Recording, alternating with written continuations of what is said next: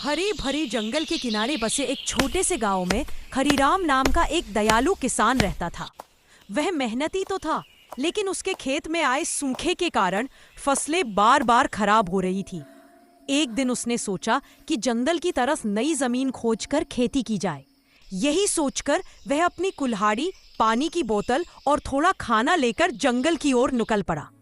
जंगल में पेड़ों के बीच हल्की धूप चल रही थी और रंग बिरंगे पक्षी चहक रहे थे, मानो पूरा दृश्य चमक रहा था। हरीराम चलते चलते एक खुली जगह पर पहुंचा और वहां उसने देखा कि जमीन खेती के लिए बिल्कुल सही है।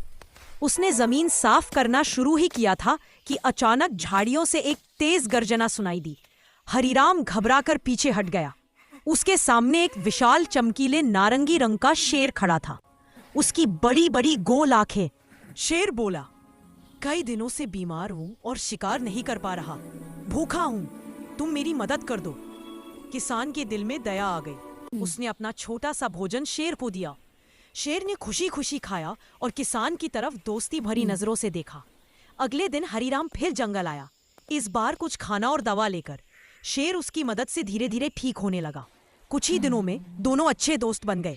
जब हरीराम खेत साफ करता, शेर उसकी रखवाली करता। जब जंगल के छोटे जानवर पास आते, शेर गरज कर उन्हें दूर भगा देता। शेर बोला, तुमने मेरा पेट भरा, अब मैं तुम्हारे खेतों की रक्षा करूंगा। धीरे धीरे किसान की फसलें खूब उगी।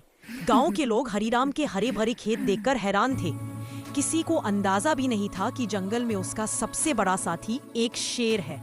एक दिन हरीराम ने शेर से कहा, तुमने मेरी मदद की दोस्त, अब ये खेत जितना मेरा है उतना तुम्हारा भी। शेर मुस्कुराया, अपनी पूंछ हिलाई और कहा, सच्ची दोस्ती वही होती है जिसमें डर नहीं, भरोसा होता है। और इस तरह एक किसान और एक शेर की अनोखी दोस्ती पूरे जंगल में मशहूर हो गई।